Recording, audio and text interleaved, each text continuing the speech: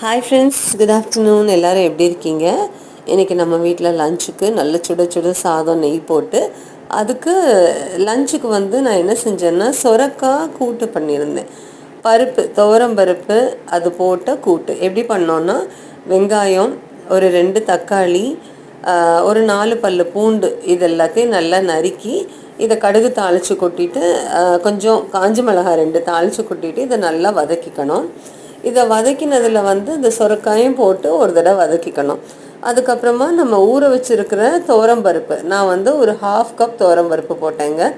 இதெல்லாம் போட்டுட்டு நல்லா சேர்த்து குக்கரில் வச்சு நம்ம வேக விடணும். ஒரு 3 விசிலுக்கு நான் வேக விட்டுட்டேன்.